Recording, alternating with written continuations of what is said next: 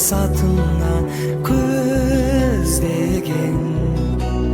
жылы сөздерің жүрегімде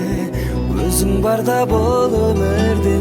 жалым биік өзгеден анашымдай